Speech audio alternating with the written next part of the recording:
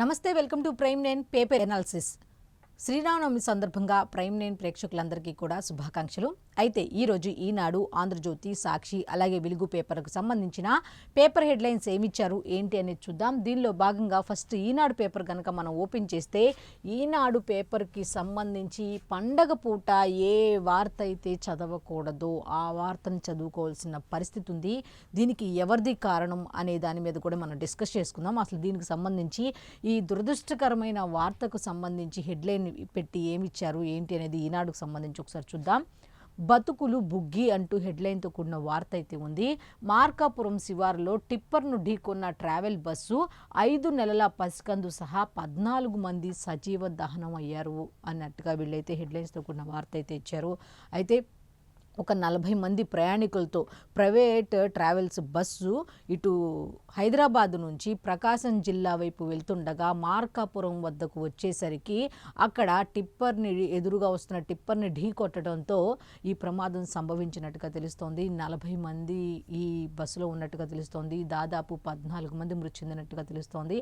అయితే దీని మీద ప్రధానమంత్రి నరేంద్ర మోదీ దగ్గర నుంచి మీకు చాలామంది కూడా, ముఖ్యమంత్రి నారా చంద్రబాబు నాయుడు గారు, ఇప్పుడు తెలంగాణకు సంబంధించి రేవంత్ రెడ్డి, అట్లాగే చాలామంది డిప్యూటీ సీఎం పవన్ కళ్యాణ్, ఇటు ప్రతిపక్ష నేత కానటువంటి ప్రతిపక్ష నేత అయినటువంటి, అంటే రెండు వాళ్ళు అనుకుంటున్నారు, మిగతా వాళ్ళు అనుకోవట్లేదు కాబట్టి జగన్మోహన్ రెడ్డి, షర్మిల, ఇట్లా చాలామంది కూడా దిగ్భ్రాంతి వ్యక్తం చేయటం కూడా జరిగింది. అయితే మనం కూడా ప్రైమ్ నైన్ తరపున మృతుల కుటుంబాలకు బలం చేకూర్చాలని, అట్లాగే మృతులకు కూడా సంతాపం తెలియజేద్దాం. అయితే దీని గురించి మనం ఒకసారి డీటెయిల్డ్గా కనుక మాట్లాడుకుంటే, ప్రైవేటు ట్రావెల్స్ బస్సు అనగానే చాలామంది ఏం చెప్తారు అంటే, మనం ఇప్పుడు మాట్లాడుకుంటే కొంతమంది ఉపాధికి పోవచ్చు, అయ్యో ఇట్లా ప్రైవేటు ట్రావెల్ బస్సు అనుకోవడం వల్ల, అంటే అందరూ అలా ఉండరు, కాకపోతే కానీ ఒక్కళ్ళు చేసే తప్పిదం వల్ల చెడ్డ పేరు పక్కన పెట్టండి, ఎంతమంది ప్రాణాలు కోల్పోతున్నారు. ఆ ప్రాణాలు కోల్పోయిన వారికి ఎంత కుటుంబం ఉంటుంది, ఆ కుటుంబంలో ఎంతమంది సభ్యులు ఉంటారు, ఎంతమంది రోడ్డును పడతారు, అంటే ఒక్కడు చేసిన తప్పిదానికి ఎన్ని కుటుంబాలు రోడ్డు మీద పడాల్సి వస్తుంది. అంటే ఇక్కడ ప్రభుత్వాలది తప్ప, లేకపోతే ప్రయాణికులది తప్ప, లేకపోతే తొందరగా వెళ్ళాలి గమ్యస్థానాలకి అని చెప్పి ప్రైవేటు ట్రావెల్స్ని ఆశ్రయిస్తున్న వాళ్ళది తప్ప, లేకపోతే ప్రైవేటు ట్రావెల్స్కి సంబంధించిన బస్సు యజమానులు కూడా ఈ డ్రైవర్లకి టార్గెట్లా పెట్టి ఇట్లాగా ఈ ఓవర్లోడ్ అనమాట, అక్కడ బస్సులో ఉన్న కెపాసిటీ కంటే, వాళ్ళు ఇచ్చిన కెపాసిటీ కంటే ఎక్కువ మందిని ఎక్కిచ్చేయటం వల్ల, లేకపోతే టైంలో అందరూ ఫిల్ అయ్యేదాకా వెయిట్ చేసి మళ్ళీ కరెక్ట్ ఇన్ టైంలో తీసుకువెళ్ళాలి అన్న తొందరలో ఆ స్పీడ్ పెంచటం కారణమా, లేకపోతే ఈ కొంతమంది ఏంటంటే డ్రింక్ చేసి కూడా బస్సు నడుపుతూ ఉంటారు. పైగా ఎంత దూరం అయినా సరే ఒక్కడే డ్రైవర్ ఉంటాడు ట్రావెల్స్ ప్రైవేట్ ట్రావెల్స్ బస్సులకు సంబంధించి. అయితే దీనికి సంబంధించి ఇక్కడ ఎవరిది తప్పిదమా ఏంటి అనేది పక్కన పెడితే, ప్రభుత్వాలు కూడా దీనికి బాధ్యత. ఎంతసేపు చాలామంది ప్రైవేట్ కదా, ప్రభుత్వం కదా, ఇంతసేపు ఇది డిస్కస్ చేస్తున్నారు, కానీ ఎవరిదైనా ప్రజల ప్రాణాలకు ముప్పు కాబట్టి ప్రభుత్వాలదే బాధ్యత అని చాలామంది చెప్పుకుంటున్న మాట. ఎందుకు అంటే ఆర్టీఏ అధికారులు ఎప్పటికప్పుడు తనిఖీలు చేయాలి అని చెప్తున్నారు. కాకపోతే ప్రైవేట్ ట్రావెల్స్ బస్సులకి అనుమతులు ఇస్తుంది ఎవరు? ప్రభుత్వమే ఇస్తుంది. మరి అన్ని బస్సులకి, ఎక్కువ మంది బస్సులకి కూడా అలా తనిఖీలు చేయాలి అంటే ఎంతమంది ఆర్టీఏ అధికారులు కావాలి? చాలామంది చెప్తున్న మాట ఏంటంటే, ఆర్టీఏ అధికారులకు సంబంధించి సరిపడా స్టాఫ్ లేరు. అంటే ఇది ఎవరి తప్పిదం అంటే ప్రభుత్వం తప్పిదమేనా అంటే ఎస్ అనే ఖచ్చితంగా చెప్తున్నారు చాలామంది కూడా. అక్కడ సరిపడా స్టాఫ్ లేకపోవటం వల్ల కూడా ఇదంతా సంభవించింది. నిజంగా సరిపడా స్టాఫ్ ఉంటే ఈ విధంగా తనిఖీలు నిర్వహించడానికి అవుతుంది. ఆర్టీఏ అధికారులైనా ఎంతమంది ఎన్ని బస్సుల్ని తనిఖీ చేస్తారు? ప్రభుత్వం ఏమో విచ్చలవిడిగా ఎన్నో ప్రైవేట్ ట్రావెల్స్కి పర్మిషన్లు ఇచ్చేస్తుంటే అవి అడ్డు పెట్టుకొని అనేక రకాల బస్సులు రోడ్డు మీదకి వచ్చేస్తుంటే ఎన్ని బస్సులని తనిఖీ చేస్తారు? ఫిట్నెస్ ఉందా లేదా, ఆ డ్రైవర్ తాగి డ్రైవ్ చేస్తున్నాడా లేదా, లేకపోతే ఇంకేమైనా ప్రాబ్లం ఉందా, దాంట్లో ఉన్న కెపాసిటీకి మించి వాళ్ళని ఎక్కించారా లేదా, ఇంకేమైనా ఫెసిలిటీస్ లోపల ప్రొవైడ్ చేశారా లేదా, ఇవన్నీ చెక్ చేయాలి అంటే తగినంత స్టాఫ్ లేరు ఈ ఆర్టీసీకి సంబంధించి అన్నట్టుగా ఉంది. అయితే దీనికైతే ప్రభుత్వం ఖచ్చితంగా బాధ్యత వహించాలని కొంతమంది చెప్తుంటే, కొంతమంది అయితే ప్రయాణికులది కూడా తప్పే ఉంది. గమ్యస్థానాలకి తొందరగా వెళ్ళాలనుకుంటున్నారు తప్ప సురక్షితంగా వెళ్ళాలనుకోవట్లేదు అని కూడా చాలామంది చెప్తున్నారు. అంటే ఇప్పుడు ఒక రకంగా చెప్పాలంటే, అక్కడ అవైలబిలిటీ బట్టి మనకున్న పనిని బట్టి మనం ఎంచుకుంటాం, అది వేరే విషయం. కానీ కాకపోతే అంటే సేఫ్టీ అనేది ముఖ్యం. మనం ఎంత తొందరగా వెళ్ళాము అన్నది కాదు, ఎంత జాగ్రత్తగా ఇంటికి చేరుకున్నాము, గమ్యానికి చేరుకున్నాము అనేది ముఖ్యం అన్నట్టుగా తెలుస్తుంది. అయితే దీనికి సంబంధించి 10 మంది అయితే సజీవ దహనం అయిపోయారు. అయితే కొంతమంది పార్షియల్గా కాలిపోయి ఆ తర్వాత ఒక ముగ్గురు నుంచి నలుగురు వరకు అయితే ఆ తర్వాత చనిపోయినట్టుగా తెలుస్తోంది. అయితే దాంట్లో మృతుల్లో ఇంకొక దిగ్భ్రాంతికరమైన వార్త ఏంటంటే ఒక చిన్నారి కూడా ఉంది అన్నట్టుగా తెలుస్తోంది. ఇదిగోండి 5 నెలల పసికందు కూడా ఉన్నట్టు తెలుస్తుంది. నిజంగా హృదయం ద్రవించి వేస్తుంది అనమాట. 5 నెలల పసికందు అనేసరికి. అయితే దీనికి సంబంధించిన డీటెయిల్స్ కూడా ఇచ్చారు. ఒకసారి మనం చేస్తే అసలు గుర్తుపట్టడానికి కూడా వీల్లేనంత పరిస్థితి అనమాట. ఇప్పుడు ప్రైవేట్ ట్రావెల్స్ వాడు ఏం చేస్తాడు, పక్క రాష్ట్రాల నుంచి ఒక 50 లక్షలు పెట్టి బస్ కొనేసి తెచ్చేసుకుంటాడు, ఇక్కడ పర్మిషన్లు తీసేసుకుంటాడు, వాడు ఇష్టం వచ్చినట్టు నడిపేస్తాడు. కనీసం సేఫ్టీ ప్రికాషన్స్, ఎయిర్ బ్యాగ్స్ కార్లల్లోనే ఉంటున్నాయి. ఎయిర్ బ్యాగ్స్ మనం చూస్తున్నాం ఎటువంటి ప్రమాదాలు జరుగుతున్నాయి. కనీసం ఆ బస్సు ప్రిపేర్ చేసే వాళ్ళకంటే మ్యానుఫ్యాక్చరింగ్ చేసే వాళ్ళకైనా ప్రభుత్వాలు కూడా కనీసం ఏ విధంగా తయారు చేస్తున్నారు ఏంటి అనేది కూడా ఒక సూచన లాంటివి చేస్తే బాగుండేది కదా. అవి చేయకపోవటం, బస్సుల్లో అంతమందిని ఎక్కిస్తే ఎయిర్ బ్యాగ్స్ కూడా ఉండవు అంటే ఒకసారి ఆలోచించుకోండి ఎంత దారుణమైన పరిస్థితుల్లో ఉన్నారు అనేది. అంటే ఎన్ని ప్రమాదాలు జరిగితే, ఆ ప్రమాదం జరిగిన 10 రోజుల్లోనైనా 5-6 నెలల క్రితం చూస్తేనేమో కర్నూలులో జరిగింది సేమ్ ఇలా, ఎంతమంది చనిపోయారు. ఆ తర్వాత ఇంకో వారానికి తెలంగాణ, ఆ తర్వాత ఇంకో వారానికి నాగపూర్, ఇలా ఎంతమంది ఈ విధంగా ప్రాణాలు కోల్పోయారు. అంటే ఆ అధికారులు కూడా ఎప్పుడు స్పందిస్తారు, ఆ ఇన్సిడెంట్ ఏదైనా, ఆ యాక్సిడెంట్ ఏదైనా సంభవించినప్పుడు మాత్రమే స్పందిస్తారా, ఇది ఎంతవరకు కరెక్ట్ అని చాలామంది ప్రశ్నిస్తున్నమాట. అయితే ఇటువంటి తప్పిదాలు మళ్ళీ మళ్ళీ పునరావృతం కాకుండా చూసుకోవాల్సిన బాధ్యత అయితే ప్రభుత్వానికి సంబంధించిన, ఆర్టీసీ వాళ్ళకి సంబంధించిన వాళ్ళ మీద కూడా ఉంటుంది. ఇప్పుడు ప్రైవేటా లేకపోతే గవర్నమెంట్ బస్సా ఇవన్నీ పక్కన పెడితే ప్రాణాలు పోతున్నది ఎవరంటే సామాన్యుల ప్రజలది ప్రాణాలు పోతున్నాయి. కాబట్టి ప్రభుత్వాలు అయితే ఇటువంటి ట్రావెల్స్ బస్సులకైతే అడ్డుకట్ట వేయాలి అంటే వాళ్ళ స్టాఫ్ను పెంచి ఆర్టీ అధికారులతో ఎప్పటికెప్పుడు తనిఖీలు నిర్వహించి, అలాగే బస్సుకు సంబంధించి అన్ని ఫెసిలిటీస్ ఉన్నాయా లేదా అనేది కూడా చెక్ చేసుకోవాల్సిన అవసరం ఉంది అంటూ చాలామంది చెప్తున్న మాట. 14 మంది మృతి చెందారు అంటే ఎంత విషాదకరమైన వార్త ఒకసారి చెప్పండి. అయితే డీటెయిల్స్ ఉన్నాయి, ఆ డీటెయిల్స్ కూడా ఒకసారి చూద్దాం. 29 మందికి గాయాలు, అలాగే గుర్తుపట్టలేనంతగా కాలిపోయిన మృతదేహాలు అన్నట్టుగా ఉంది. అయితే DNA పరీక్షలు చేయించి బంధువులకు అప్పగించేందుకు అయితే ఏర్పాట్లు చేస్తున్నట్టుగా తెలుస్తోంది.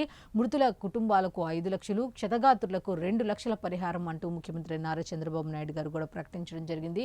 ఘటనా స్థలానికి మంత్రులు అనిత, రామ్ ప్రసాద్ రెడ్డి ఎన్ని లక్షల పరిహారం ఇచ్చినా ఆ కుటుంబానికి సంబంధించిన సభ్యుల శోకానికి మనం వెలకట్టగలమా? కాకపోతే పరిహారం అందించాలి ప్రభుత్వం తరపున అన్నట్టుగా అందిస్తున్నారు. కానీ అసలు ఎంత దారుణమైన విషాద ఘటన, ఇటువంటిది పునరావృతం కాకుండా చూసుకోవాల్సిన అవసరం ప్రభుత్వాలపై ఉంది అని ఖచ్చితంగా చెప్పొచ్చు. అయితే దీనికి సంబంధించిన డీటెయిల్స్ అన్నీ కూడా నెక్స్ట్ చూడండి.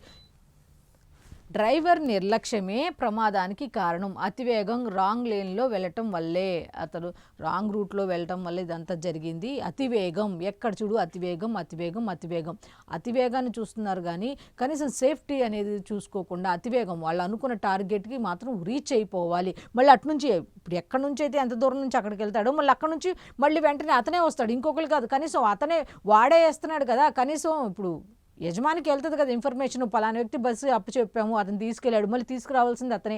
ఏదైనా అవుతే ఏంటి పరిస్థితి అనేది కూడా కనీసం యజమానులు కూడా ప్రైవేట్, వాడిదేం పోయే, వాడి ప్రాణం కాదు, మహా అయితే 50 లక్షలు దానికి ఇన్సూరెన్స్ చేయించుకుంటాడు, వాడికి కావాల్సింది వాడికి వస్తుంది. మరి ఎవరు ప్రాణం పోతుంది? వాడి ప్రాణం కాదు కదా పోయేది, వాడి డబ్బు కాదు కదా పోయేది, వాడి కుటుంబం కాదు కదా రోడ్డు మీద పడేది. కాబట్టి వాడిదేం పోయే. కాబట్టి ప్రభుత్వాలు అయితే ఖచ్చితంగా తనిఖీలు ఖచ్చితంగా నిర్వహించి బాధ్యత తీసుకోవాల్సిన అవసరం ఉందని ఈ సందర్భంగా చెప్పడం జరుగుతోంది. నెక్స్ట్ ఇంకొక వార్త ఉంది, ఆ వార్త కూడా ఏంటనేది ఒకసారి చూద్దాం.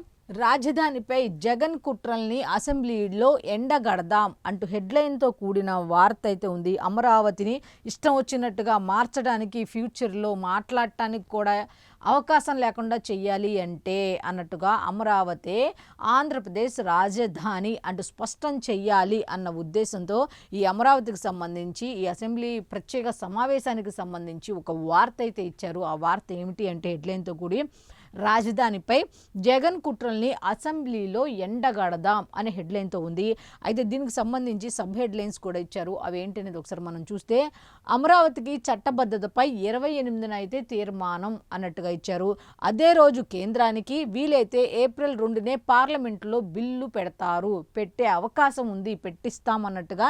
అమరావతి కేవలం రాజధానే కాదు, ప్రజల భావోద్వేగం అన్నట్టుగా తెలుస్తోంది. మంత్రి మండలి సమావేశంలో ముఖ్యమంత్రి చంద్రబాబు నాయుడు గారు అయితే ఈ వ్యాఖ్యలు చేశారు. మంత్రి మండలి సమావేశాన్ని నిర్వహించారు. అయితే 28వ తారీఖున అయితే అమరావతికి సంబంధించి చట్టబద్ధతపై తీర్మానం ప్రవేశపెట్టబడినట్టుగా తెలుస్తోంది. అయితే అదే రోజు కూడా కేంద్రానికి పంపే అవకాశం ఉంది. అయితే వీలైనంత వరకు ఏప్రిల్ 2నే పార్లమెంట్లో కూడా బిల్లు ప్రవేశపెడతారు అన్నట్టుగా తెలుస్తోంది. అయితే దీనికి సంబంధించిన డీటెయిల్స్ కూడా ఉన్నాయి. ఒకసారి నిన్న నిర్వహించిన మంత్రి మండలిలో ఏం మాట్లాడారు ఏంటి అనేది ఒకసారి మనం చూస్తే, అమరావతిని దెబ్బతీసేందుకు జగన్ ప్రభుత్వం 3 రాజధానుల పేరుతో చేసిన కుట్రలు, అప్పట్లో మంత్రులు, వైఎస్ఆర్ కాంగ్రెస్ పార్టీ నాయకులు అమరావతిపై పదే విషయం కక్కడం, రాజధాని కాపాడుకోవడం, రైతులు చేసిన ఉద్యమాన్ని అణచివేసేందుకు సాగించిన దమనకాండను ప్రజలు ముందుంచాలని మంత్రి మండలి నిర్ణయించింది. అసలు ఏం జరిగింది ఏంటి మళ్ళీ మొదటి నుంచి అనేది కూడా ప్రజలకు తెలియచేయాల్సిన అవసరం ఉంది అన్నట్టుగా.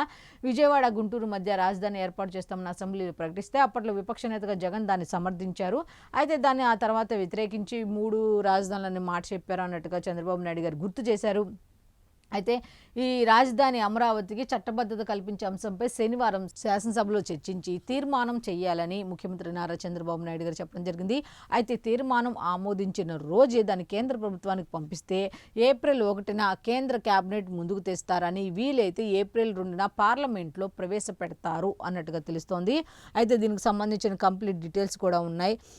పేజ్ నెంబర్ 3లో దీనికి సంబంధించి ఆయన నిన్న మంత్రిమండలి సమావేశంలో ఏం చెప్పారు ఏంటి అనే దాని మీద కంప్లీట్ డీటెయిల్స్ అయితే ఉన్నాయి. నెక్స్ట్ పేజ్ నెంబర్ 3లో ఉన్నాయి. నెక్స్ట్ అమరావతికి చట్టబద్ధతపై తీర్మానం, క్వారీ లీజుల్లో వడ్డెరలకు 15% అలాగే అంటూ ఒక వార్త అయితే ఉంది. నెక్స్ట్ పోలవరం నిరాస్తుల పునరావాస కల్పన భూముల ధర పెంపు అంటూ క్యాబినెట్ నిర్ణయాలు, అక్కడ క్యాబినెట్ మీటింగ్లో నిన్న ఏం నిర్ణయాలు తీసుకున్నారు ఏంటి అనే దాని మీద అయితే ఉన్నాయి. ఫస్ట్ వచ్చి అమరావతికి చట్టబద్ధతపై తీర్మానం 1, క్వారీ లీజుల్లో వడ్డెరలకు 15% అన్నట్టుగా 2, పోలవరం నిర్వాసితుల పునరావాస అన్నట్టుగా ఉంది. అయితే పునరావాస కల్పన భూముల ధరను అయితే పెంచినట్టుగా తెలుస్తోంది. అయితే ఈ విధంగా క్యాబినెట్ నిర్ణయాలు అయితే ఇవ్వడం జరిగింది. దీనికి సంబంధించిన కంప్లీట్ డీటెయిల్స్ అన్ని కూడా పేజ్ నెంబర్ 3లో ఉన్నాయి. నెక్స్ట్ ఇంకొక వార్త ఉంది. 7 నగరాల్లో 10 లక్షల పిఎన్జి కనెక్షన్లు అన్నట్టుగా. అయితే ఈ పైప్ లైన్లు ఎప్పుడైతే వేసారో, ఈ పైప్ లైన్ల ద్వారా ఆల్రెడీ కొన్ని అరేంజ్ చేశారు కదా, వీటికి సంబంధించి ఈ గ్యాస్ను కూడా పైప్ లైన్ ద్వారా అందించాలి అన్న ఉద్దేశంతో పైప్ లైన్ల తవ్వకానికి వెంటనే అనుమతులు ఇవ్వనున్నట్టుగా తెలుస్తోంది. దరఖాస్తు చేస్తే 24 గంటల్లోనే కనెక్షన్ ఇస్తారట. అయితే పిఎన్జికి మారిన దీపం 2 కింద ఏడాదికి 2400 రాయితీ అయితే ఇవ్వనున్నట్టుగా తెలుస్తోంది అంటూ మంత్రి మనోహర్ అయితే దీనికి సంబంధించిన డీటెయిల్స్ అన్నీ ఇవ్వటం జరిగింది. అయితే పైప్ లైన్ల తవ్వకానికి వెంటనే అనుమతులు కూడా ఇస్తారు అంటూ 7 నగరాల్లో 10 లక్షల పిఎన్జి కనెక్షన్లు అన్నట్టుగా ఉంది. అయితే దీనికి సంబంధించిన కంప్లీట్ డీటెయిల్స్ అన్నీ కూడా లోపల పేజీలో ఉన్నాయి. నెక్స్ట్ ఇంకొక వార్త ఉంది, అది కూడా ఏంటి ఒకసారి మనం చూస్తే, ముఖ్యమంత్రులతో నేడు మోదీ వర్చువల్ భేటీ, పశ్చిమాసియా పరిణామాలపై చర్చ. అయితే ముఖ్యమంత్రులతో, అన్ని రాష్ట్రాల ముఖ్యమంత్రులతో అయితే నేడు ప్రధానమంత్రి నరేంద్ర మోదీ అయితే వర్చువల్గా భేటీ కానున్నారు. ఈ యుద్ధ పరిస్థితులకు సంబంధించి ఎటువంటి సంక్షోభం వచ్చినా సరే, ఏ విధంగా కరోనాని ఎదుర్కొంటూ ముందుకు వెళ్ళామో అటువంటి సంక్షోభాన్ని ఎదుర్కొన్నాం. సో ఇటువంటి సంక్షోభానికి కూడా ఎదుర్కోవడానికి సిద్ధంగా ఉండాలి. ఏది వచ్చినా సరే చాలా ధైర్యంగా మనోనిబ్బరంగా దాన్ని ఎదుర్కొనే ప్రయత్నం చేయాలి అన్న ఉద్దేశంతో ఈ పశ్చిమాసియా యుద్ధానికి సంబంధించిన పరిస్థితులపై అయితే ఆయన అన్ని రాష్ట్రాల ముఖ్యమంత్రులతో ప్రధానమంత్రి నరేంద్ర మోదీ అయితే వర్చువల్గా సమావేశాన్ని నిర్వహించనున్నారు అన్నట్టుగా తెలుస్తోంది. అయితే దీనికి సంబంధించిన కంప్లీట్ డీటెయిల్స్ అన్ని కూడా పేజ్ నెంబర్ 11లో ఉన్నాయి. నెక్స్ట్ కాపలాదారే కాల్చేశాడు, రాజధానిలో పైపుల దహనం కేసు కొలిక్కి. అయితే ఎవరైతే కాపలా కాస్తారో ముఖ్యమంత్రి నారా చంద్రబాబు నాయుడు గారు కానీ పోలీస్ అధికారులు కానీ ఏ విధంగా అనుమానించారో అదేవిధంగా వాటంతటా అవే చిన్న నిప్పురవ్వకి ఎలా దగ్ధం అవుతుంది అమరావతిలో జరిగిన దానికి సంబంధించి. అయితే అక్కడ కాపలా ఉండేవాడే సూపర్వైజర్ వేధింపులు భరించలేక కక్షతో ఆ విధంగా చేశాడు అన్నట్టుగా తెలుస్తోంది. అయితే రాజధానిలో పైపుల దహనం కేసు అయితే ఒక కొలిక్కి వచ్చింది అన్నట్టుగా హెడ్లైన్తో కూడిన వార్త అయితే ఇచ్చారు. దీనికి సంబంధించిన కంప్లీట్ డీటెయిల్స్ అన్నీ కూడా పేజ్ నెంబర్ 8లో ఉన్నాయి. నెక్స్ట్ వందే భారత్ ప్రయాణికుడికి పురుగులున్న పెరుగు సరఫరాదారుకు 50 లక్షల జరిమానా, ఐఆర్సీటీసీకి 10 లక్షల వడ్డన. ఇక వందే భారత్ అనేసరికి ఇప్పుడు చూడండి, వందే భారత్ ట్రైన్లోనే పురుగులు ఉన్న పెరుగును పెట్టి చేశారండి. వాళ్ళకి ఎంత జరిమానా వేసారా ఏంటనేది పక్కన పెట్టారు. చూడండి, ప్రజల ఆరోగ్యానికి లేదు, ఎంతసేపు వాళ్ళకు ఆదాయం వస్తుందా లేదా. పాడైపోతే పడేసుకొని చచ్చిపోవచ్చు కదా, పడేయకుండా ఇలా ఎంతమంది ప్రాణాలు తీసేస్తారు ఏంటి అనేది తెలీదు. ఇప్పుడు అది విషంగా మారితే ఏమవుతుంది? ఇప్పుడు జరుగుతున్నాయి అంతా కల్తీ. ఆఖరికి వందే భారత్లో కూడా ఇట్లాంటివి జరిగితే ఎవరికి చెప్తాం, ఏం చెప్తాం? అయితే సరఫరాదారుకి అయితే 50 లక్షల జరిమానా అయితే వేసినట్టుగా తెలుస్తుంది. అయితే ఐఆర్సీటీసీ కూడా 10 లక్షలు అయితే ఫైన్ పడినట్టుగా తెలుస్తుంది. కంప్లీట్ డీటెయిల్స్ అన్నీ కూడా పేజ్ నెంబర్ 3లో ఉన్నాయి. నెక్స్ట్ ఇంకొక వార్త ఉంది, ఆ వార్త కూడా ఏంటి ఒకసారి చూద్దాం. 31లోగా గణపతి లొంగిపోతారు అన్నట్టుగా హెడ్లైన్తో కూడిన వార్త అయితే ఉంది. ఆపరేషన్ కగార్ అనేది ఈ మార్చి నెల ఎండింగ్ కల్లా కంప్లీట్ చేస్తాము, మావోయిస్టులు రహితంగా చేస్తాము అన్నట్టుగా అమిత్ షా కేంద్ర ప్రభుత్వం ఏ విధంగా ప్రకటించిందో ఆ టార్గెట్కి ఎలాగో మార్చి ఎండింగ్లోకి వచ్చేసాం కాబట్టి 31లోగా గణపతి గనక లొంగిపోతారు, ఖచ్చితంగా లొంగిపోతారు అన్నట్టుగానే ఇచ్చారు. కేంద్ర ప్రభుత్వ వర్గాలు అయితే వెల్లడించాయంట. అయితే 31లోపు అతను గనక లొంగిపోతే దాదాపు మావోయిస్టులపై ఆఖరి ఆపరేషన్ అయితే ప్రారంభమైందంట. 31లోపు అతను లొంగిపోతాడు అన్నట్టు తెలుస్తోంది. అయితే వాళ్ళు అనుకున్న రీచ్ ఏ విధంగా మార్చి ఎండింగ్ లోపు కంప్లీట్ చేస్తాం, మావోయిస్టు రహితంగా చేస్తామని చెప్పి ఏ విధంగా కేంద్ర ప్రభుత్వం ప్రకటించిందో అది ఖచ్చితంగా అయి తీరుతుంది అన్నట్టుగా వార్త అయితే ఇచ్చారు. అయితే దీనికి సంబంధించిన కంప్లీట్ డీటెయిల్స్ అన్నీ కూడా లోపల పేజీలో ఉన్నాయి. అయితే కేంద్ర ప్రభుత్వం కూడా ఇప్పటికే తెలంగాణ పోలీసులతో సంప్రదింపులు చేస్తోంది అన్నట్టుగా తెలుస్తోంది. అయితే వాళ్ళ దగ్గర ఉన్న ఇన్ఫర్మేషన్ ప్రకారం అయితే ఖచ్చితంగా 31లోపు, మీరు ఎట్లా మార్చి ఎండింగ్ దాకా పెట్టారు కదా, 31లోపు అయితే అతను లొంగిపోతాడు అన్నట్టుగా ఇన్ఫర్మేషన్ అయితే ఉన్నట్టుగా తెలుస్తోంది. అయితే దీనికి సంబంధించిన కంప్లీట్ డీటెయిల్స్ అన్నీ కూడా పేజ్ నెంబర్ 8లో ఉన్నాయి. నెక్స్ట్ ఇంకొక వార్త ఉంది. వీడని ప్రతిష్టంభన అంటూ యుద్ధానికి సంబంధించి ఓ పక్క ట్రంప్ ఏమో ఇరాన్కి సంబంధించి చర్చలు ఒక కొలిక్కి వచ్చాయి అంటుంటే అసలు మా మధ్య చర్చల ప్రస్తావనే లేదంటూ ఇరాన్ చెప్తోంది. అయితే వీడని ప్రతిష్టంభన, ఎవరికి ఒక క్లారిటీ అనేది లేదు. ఇప్పుడు ట్రంప్ చెప్పాల్సింది ట్రంప్ చెప్తున్నాడు, ఇరాన్ వాటిని ఖండిస్తూ కూడా ఇరాన్ కూడా ధీటుగా ఇటు దాడులు, పరస్పర దాడులు నిర్వహించుకుంటున్నాయి, మాటల యుద్ధాలు కొనసాగుతున్నాయి. అయితే వీడని ప్రతిష్టంభన అనే హెడ్లైన్తో కూడిన వార్త ఈ విధంగా ఇచ్చారు యుద్ధానికి సంబంధించి.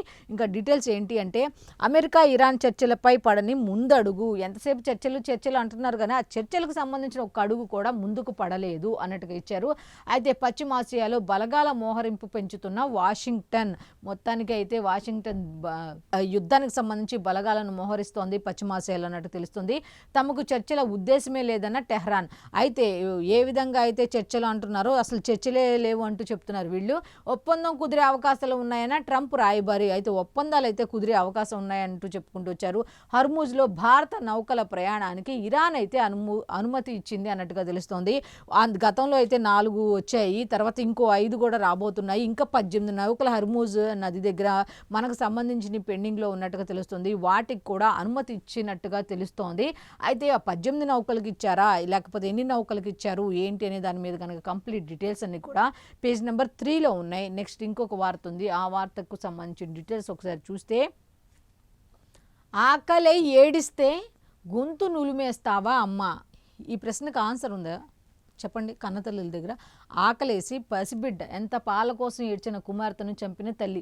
ఆ బిడ్డకి 6 నెలలో 5 నెలలో ఉంటాయంట. అయితే 5 నెలల పిల్ల ఏడుస్తుందని, పాల కోసం ఏడుస్తుందని చెప్పి ముక్కు నోరు మూసేసిందట ఆవిడ. పైగా ముక్కు నోరు మూసేసి భర్తకు ఫోన్ చేసి పిల్ల ఏడ్చింది, అది చచ్చింది, నువ్వు వచ్చి చూసుకో అన్నట్టుగా భర్తకు కూడా ఫోన్ చేసి చెప్పింది. అంటే మనిషా పశువా అని అనాలి. అలాంటప్పుడు పిల్లల్ని చూసుకోలేని సిచ్యువేషన్లో ఉన్నప్పుడు ఎందుకు పిల్లల్ని కనాలి? వాళ్ళ జీవితాలతో ఎందుకు ఈ విధంగా ఆడుకోవాలి చెప్పండి? కన్న తల్లి ఉండి 6 నెలల పసికందుకు పాలు ఇవ్వలేదట.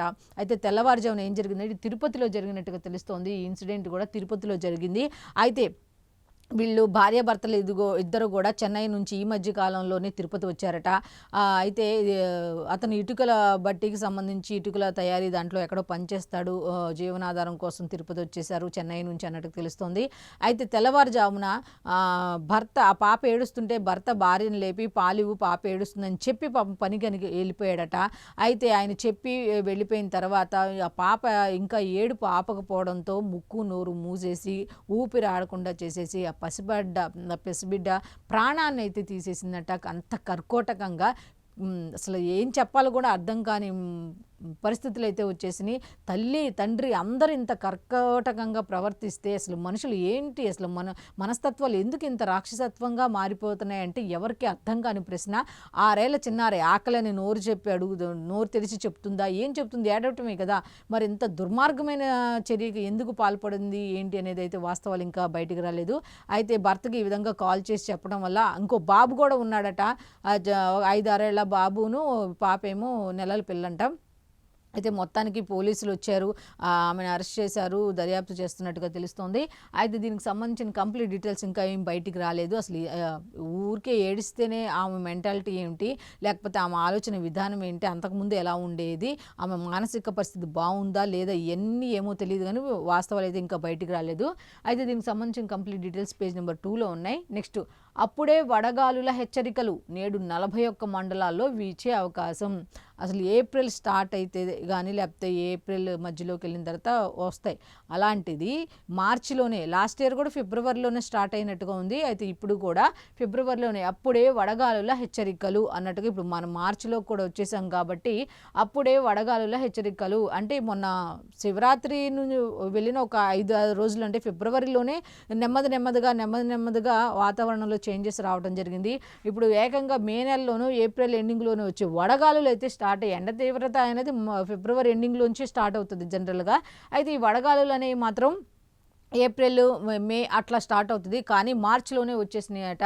హెచ్చరికలు అయితే విపత్తు నిర్వహణ సంస్థ జారీ చేస్తున్నట్టుగా తెలుస్తోంది. అయితే ఈరోజు 41 మండలాల్లో వీచే అవకాశాలు ఉన్నాయి. ప్రజలు అప్రమత్తంగా ఉండాలండి. అవసరమైతే తప్ప బయటకు రావద్దు. ఒకవేళ బయటికి అత్యవసర పరిస్థితుల్లో వెళ్లాల్సి వస్తే అత్యంత ప్రికాషన్స్, ముందు జాగ్రత్తలు తీసుకొని వెళ్ళండి అన్నట్టుగా అయితే రాష్ట్ర విపత్తుల నిర్వహణ సంస్థ అయితే హెచ్చరికలు జారీ చేస్తున్నట్టుగా తెలుస్తోంది. అయితే దీనికి సంబంధించిన కంప్లీట్ డీటెయిల్స్ అన్నీ కూడా పేజ్ నెంబర్ 2లో ఉన్నాయి. అయితే ఈనాడుకు సంబంధించిన డీటెయిల్స్ ఈ విధంగా ఉంటే ఇప్పుడు మనం సాక్షి పేపర్కి వెళ్ళిపోదాం. సాక్షి పేపర్కి వెళ్ళిపోయేసరికి సాక్షి పేపర్లో ఏం వార్తలు ఉన్నాయి అనేది ఒకసారి చూద్దాం. తెల్లారిన బతుకులు అంటూ ఘోర ప్రమాదం, మార్కాపురం వద్ద ప్రైవేటు బస్సు దగ్ధం అంటూ బస్సు యాక్సిడెంట్కి సంబంధించిన వార్త అయితే హెడ్లైన్తో కూడి ఈ విధంగా ఇచ్చారు. 14 మంది సజీవ దహం, మరమ్మతులకు గురైన స్టీరింగ్తో బస్సును నడుపుతుండగా ఘటన. అంటే ఇక్కడ వాళ్ళు చెప్పదలుచుకుంది ఏంటంటే బస్సు సరిగ్గా అక్కడికి సంబంధించి ఫిట్నెస్ సరిగ్గా లేదు అనేది ఖచ్చితంగా. మరమ్మతులకు గురైన స్టీరింగ్తో బస్సును నడుపుతుండగా ఘటన. అయితే సడన్ బ్రేక్ వేయడంతో ఒక్కసారిగా బిగుసుకుపోయిన స్టీరింగ్ అంటూ వీళ్ళైతే ఇచ్చారు. కంకర టిప్పర్ను ఢీకొని కాలి బూడిదైన ట్రావెల్ బస్సు. అక్కడికక్కడే 13 మంది చికిత్స పొందుతూ మరొకరు మృతి. ముద్దలుగా మారిన మృతదేహాలు, 20 మందికి గాయాలు, ఎగసిపడ్డ మంటలు, చుట్టుముట్టిన పొగతో ఉక్కిరిబిక్కిరి. బస్సు డోరు కిటికీ అద్దాలు పగలగొట్టి బయటకు దూకేసిన ప్రయాణికులు. స్పందించని డయల్ 100 108. వీళ్ళ బాధ వీళ్ళది. అక్కడ ఏం జరుగుతుంది వీళ్ళదేం చూడండి. ఇక్కడేమో అది ఇచ్చారు, సరే నిజమే అయ్యి ఉండొచ్చు, ఒకవేళ బస్సుకు సంబంధించి ఏమన్నా తేడా ఉండి జరగచ్చు. ఇక్కడ తప్పు పడ్డానికి లేదు. స్పందించిన 100 అదే డయల్ 100 అంటాం కదా, అది 108 స్పందించలేదంట. ఎవడ బాధ వాడిది. మృతుల్లో 10 మంది మార్కాపురం, 4 నెల్లూరు జిల్లా వాసులు ఉన్నట్టుగా తెలుస్తోంది. మృతుల కుటుంబాలకు వైఎస్ఆర్సీపీ తరఫున 1,00,000 సాయం బూచేపల్లిగా చెప్పినట్టు తెలుస్తుంది. మృతుల కుటుంబాలకు వైఎస్ఆర్సీపీ తరఫున 1,00,000 రూపాయలు సాయం అందించారు. బాగుంది, ఇది కూడా మంచిదే. ఎందుకంటే పాపం వాళ్ళకి ఇంకా దాన్ని ఏమంటారు, భరోసా, కొంచెం అమ్మ ఉన్నది సర్దుకోండి అన్నట్టుగా వాళ్ళకి కొంచెం భరోసా, ఓదార్పు కింద. ఏదో వాళ్ళు వీళ్ళు ఇచ్చే 1,00,000 రూపాయలతో వాళ్ళు బతికేస్తారని కాదు, కానీ పార్టీ తరఫున ఇవ్వడం జరిగింది. బాగానే ఉంది. ఇక్కడ వరకు ఏంటి జంగిల్